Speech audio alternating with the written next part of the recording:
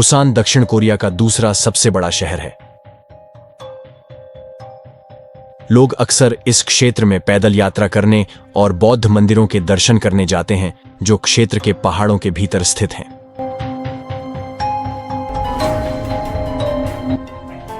Busan में अप्रैल को हवा वाले महीने के रूप में जाना जाता है, जब हवा 12 मील प्रति घंटे तक पहुंच सकती है। 15 अप्रैल 2002 को एयर चाइना की उड़ान 119 ILS रनवे 36 के बाईं ओर अपने अंतिम पड़ाव पर थी। लैंडिंग से ठीक पहले हवाई यातायात नियंत्रक ने चालक दल को सूचित किया कि रनवे को 18 में बदल दिया गया है।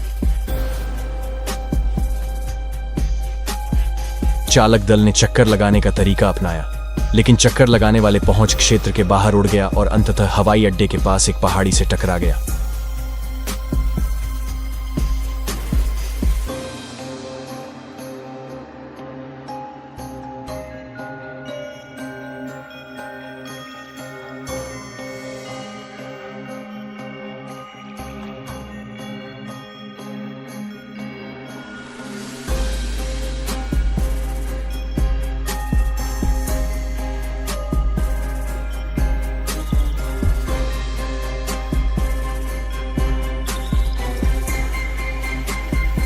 पंद्रह अप्रैल 2002 को बीजिंग चीन की राजधानी बीजिंग अंतर्राष्ट्रीय हवाई अड्डा एयर चाइना इंटरनेशनल द्वारा संचालित एक बोइंग 767 गिम्हे अंतर्राष्ट्रीय हवाई अड्डे बुसान, कोरिया के लिए अपनी नियमित यात्री उड़ान पर था।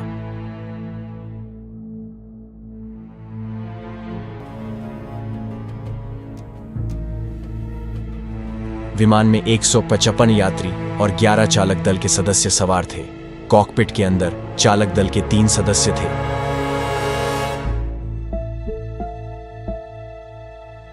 उड़ान की कमान संभाल रहे थे कैप्टन वू जिनलू, उम्र 30 वर्ष। उनके पास 669 घंटे की उड़ान का अनुभव था, जिसमें बोइंग 767 पर 602 से ज्यादा घंटे शामिल थे।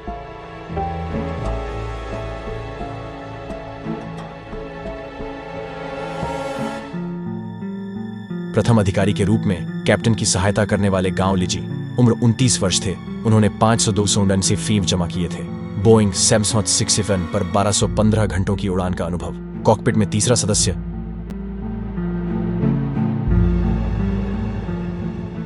दूसरा आधिकारिक हो जियांगनिंग 27 था। उसने बोइंग पर 978 घंटों सहित 1755 घंटों की उड़ान का अनुभव अर्जित किया था। 767 संचालित विमान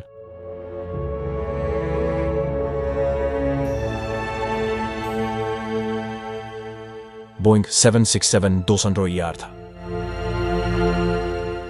इसकी डिलीवरी 1985 में की गई थी और पहले इसे चीन के नागरिक उड्डयन प्रशासन द्वारा संचालित किया जाता था।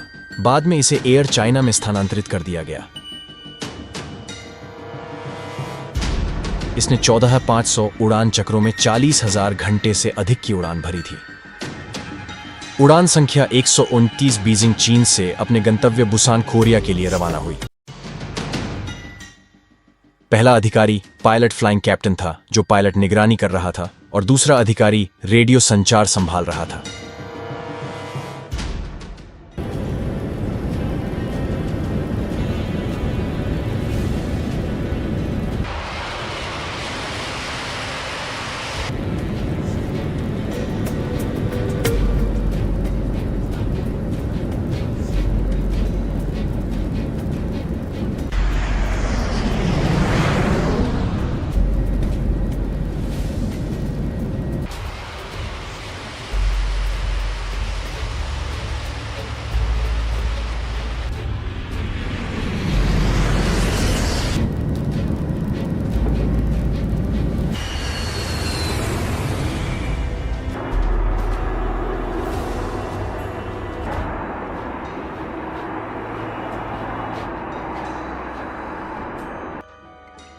उड़ान का टेक ऑफ और इन रूम भाग घटनाहीन था। उड़ान योजना दक्षिण से बाईं ओर रनवे 36 के साथ लाइन में लगना और गिम्हे हवाई अड्डे पर ILS का उपयोग करके सीधे दृष्टिकोण का प्रदर्शन करना था।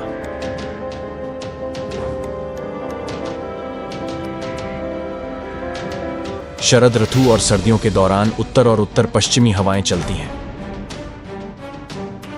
फिर गर्मियों के दौरान दक्षिण और दक्षिण पश्चिमी हवाएं चलती हैं। हवाई अड्डे का दक्षिणी भाग समुद्र के करीब स्थित है और यह दक्षिणी पहाड़ी इलाके से उत्तर की ओर समुद्री कोहरे के कारण क्षेत्र की खराब दृश्यता को प्रभावित करता है। मजबूत दक्षिणी रहने के कारण कम बादल और कोहरा छा सकता है। कायम रहना। रनवे 18 के ठीक उत्तर में पहाड़ी क्षेत्र के साथ क्षेत्र में वर्षा में वृद्धि की संभावना वास्तव में संभव है। गिम्हे अंतर्राष्ट्रीय हवाई अड्डे की जानकारी। Gimhae International Airport information Papa, time at 0200 UTC, weather, wind 22087 knots, visibility 2 miles, rain fog, sky condition 1-8 that the sky obscured by fog, sky condition 3 octus 500, 6 octus 1000, 8 octus 2500, temperature 16, dew point 13, altimeter 3000, active runway 36 left. Advisory runway 36 right or 18 left will be used as taxiway and parallel taxiway will be closed. Advise you have information Papa.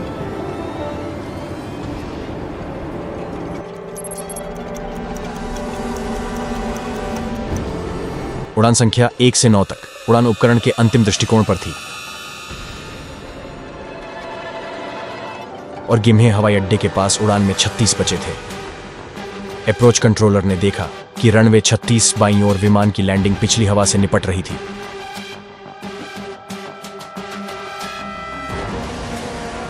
सुरक्षा उद्देश्यों के लिए approach controller ने सक्रिय runway को 18 दाईं ओर बदल दिया।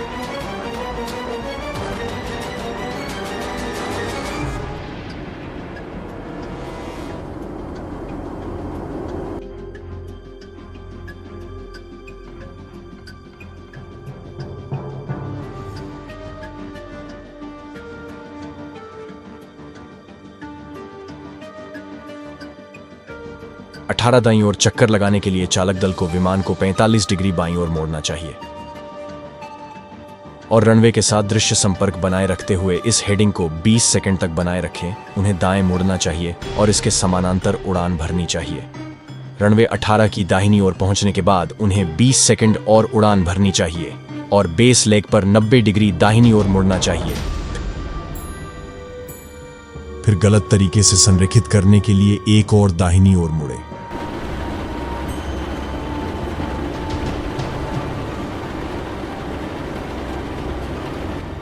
तैयारी के लिए कम समय के कारण कॉकपिट में काम का बोझ बढ़ गया था, इसलिए योजना में अचानक बदलाव किया गया।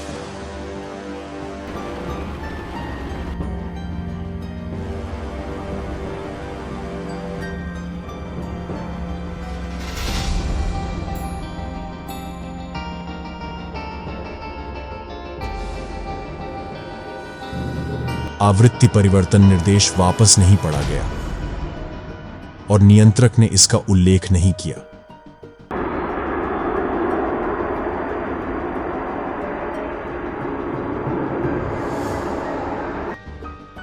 रनवे उनकी नजर में था।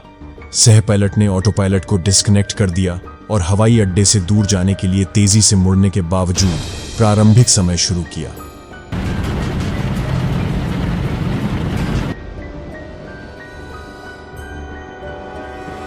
उसने एक उथला मोड़ लिया।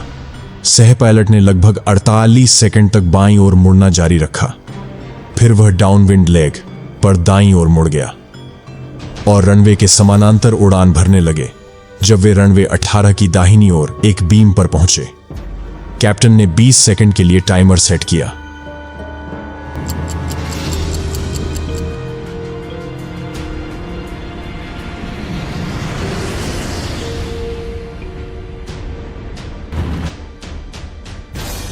फिर से ऊपर की ओर नियंत्रक ने चालक दल को बुलाया और टॉवर नियंत्रक की रेडियो फ्रीक्वेंसी दी, लेकिन पायलटों ने इस पर कोई प्रतिक्रिया नहीं दी।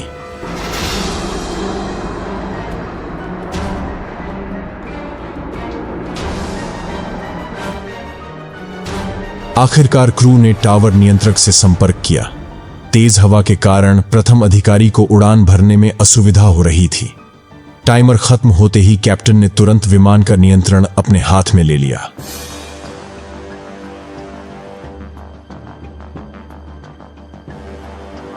इसके साथ ही टावर नियंत्रक ने उतरने की मंजूरी जारी कर दी, जिससे कैप्टन का ध्यान भटक गया।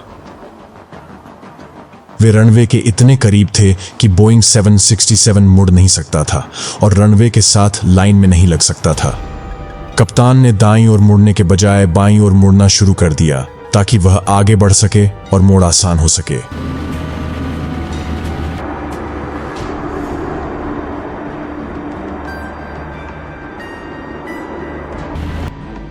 आखिरकार उसने टाइमर खत्म होने के 15 सेकंड बाद इसे सही कर दिया।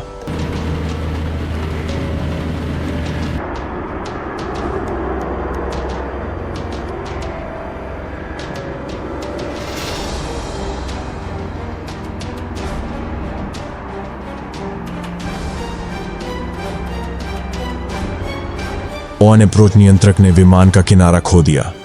उन्होंने टावर नियंत्रक को यह पूछने के लिए बुलाया कि क्या विमान ने चारों ओर घूमना शुरू कर दिया है, लेकिन कोई प्रतिक्रिया नहीं हुई। विमान बादलों की गहराई में उड़ गया। रनवे को देखना लगभग असंभव था।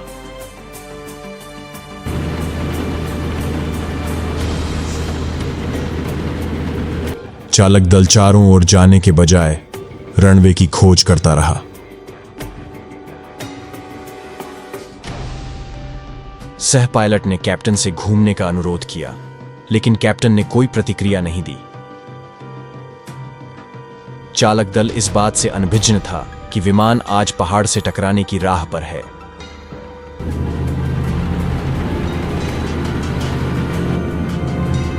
सह पायलट ने फिर से कप्तान से घूमने का अनुरोध किया, लेकिन अचानक चालक दल ने बारिश के बीच पेड़ों को देखा।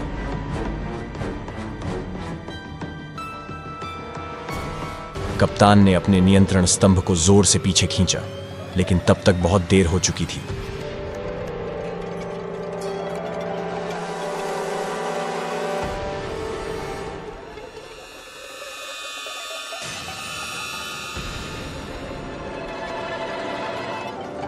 पूंछ पहले जमीन से टकराई और टक्कर से धड़ टूट गया, जिससे जहाज पर सवार 166 लोगों में से 129 की मौत हो गई।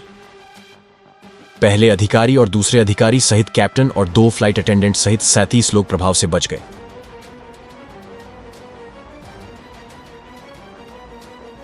बचे हुए अधिकांश लोग विमान के पीछे मध्य भाग में 21 से 23 के बीच बैठे थे।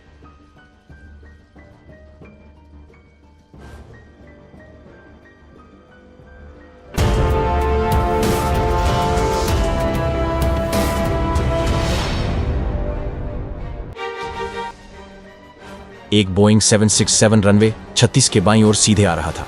अंतिम क्षण में चक्कर लगाने वाले दृष्टिकोण पर स्विच करने से लैंडिंग ब्रीफिंग चूक गई। महत्वपूर्ण चरण में नियंत्रण बदल गया, कोहरे में दिशा से उड़ गया और खो गया। यहां तक कि कैप्टन ने चढ़ने का प्रयास भी किया, लेकिन अंत में वे रनवे 18 के ठीक सामने एक पहाड़ी से टकरा गए। तो उन्हें क्या याद आया कि वे चक्कर लगाने वाले पहुंच क्षेत्र के बाहर क्यों उड़ गए? आइए जांच रिपोर्ट की मदद से जानने की कोशिश करते हैं।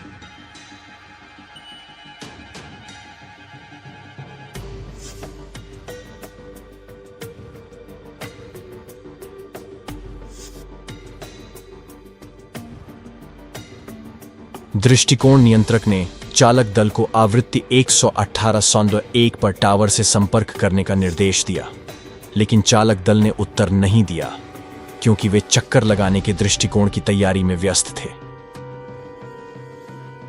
रनवे उनकी नजरों में था। कैप्टन ने सह पायलट को बाईं ओर मुड़ने का निर्देश दिया, जिसका सह पायलट ने तुरंत पालन किया। सह पायलट ने बाईं ओर तेजी से मुड़ने के बजाय उथाला मोड़ लिया, जिसके कारण विमान रनवे से अधिक दूर नहीं गया।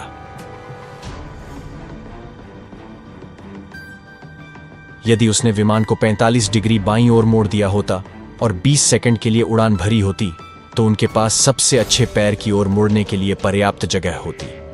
विमान बीम रनवे के अंत तक पहुंच गया और कप्तान ने टाइमर शुरू कर दिया। तेज हवा के कारण सह पायलट को विमान उड़ाने में असुविधा हो रही थी। यहां कैप्टन ने विमान का नियंत्रण अपने हाथ में लेकर सबसे बड़ी गलती की।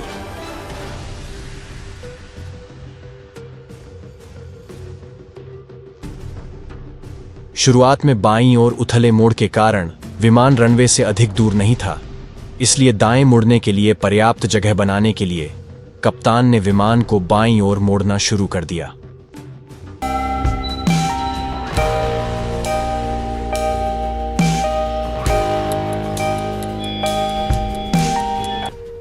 कप्तान ने सही मोड़ की पहल की। अब तक विमान चक्करदार पहुंच क्षेत्र के दायरे से बाहर हो चुका था।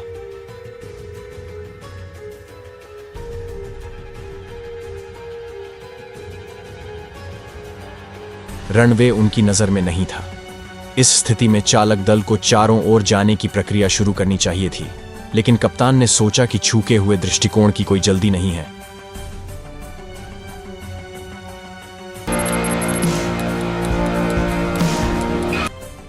सह पायलट ने कैप्टन से घूमने का अनुरोध किया, लेकिन कैप्टन उड़ते रहे। अचानक उन्हें बारिश के बीच पेड़ दिखे और अंततः विमान पेड़ों से टकरा गया और दुर्घटनाग्रस्त हो गया।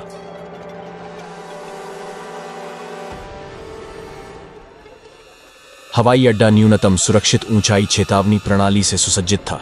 यह प्रणाली पता लगाती है कि जब भी हवाई अड्डे के पास कोई विमान इलाके के बहुत करीब होता है तो यह हवाई यातायात नियंत्रकों को अलर्ट भेजता है।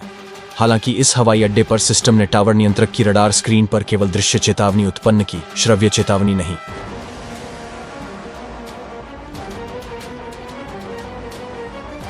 एक और भ्रम दृष्टिकोण श्रेणी के बारे में था। आमतौर पर बोइंग 767-200 श्रेणी सी के अंतर्गत आता है। इस हवाई अड्डे पर इस श्रेणी के लिए न्यूनतम सभ्य ऊंचाई 700 फीट थी।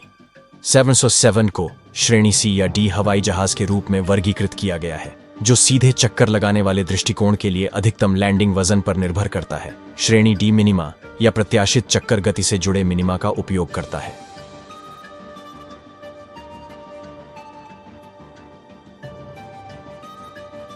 फ्लाइट 129-140 नॉट से अधिक की गति से उड़ रही थी, इसलिए यह श्रेणी डी में था। गिम्हे हवाई अड्डे पर इस श्रेणी के लिए न्यूनतम सभ्य ऊंचाई 1100 फीट थी।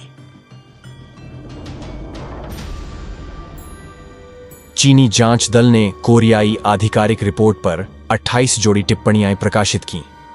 उनके अनुसार पार्क जून यंग नामक हवाई अड्डे के एटीसी अधिकारी को कोरियाई सरकार द्वारा हवाई यातायात नियंत्रक के लिए लाइसेंस नहीं दिया गया था। उन्होंने यह भी बताया कि उन्हें बोइंग 767 के गुणों के बारे में नहीं पता था और उन्होंने गलती से विमान को 700 फीट नीचे उतरने का निर्देश दे दिया, बजाय विमान को 1100 फीट नीचे उतरने का निर्देश देने के। उन्होंने कहा कि हवाई अड्डे ने चालक दल को मौसम के बारे में सूचित नहीं किया था।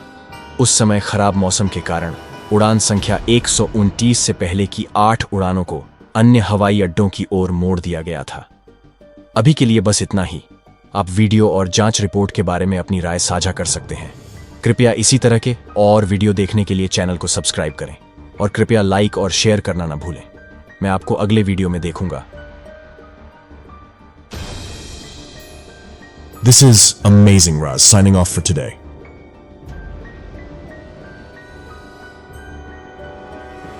धन्यवाद देखने के लिए। आप सुरक्षित और स्वस्थ रहें।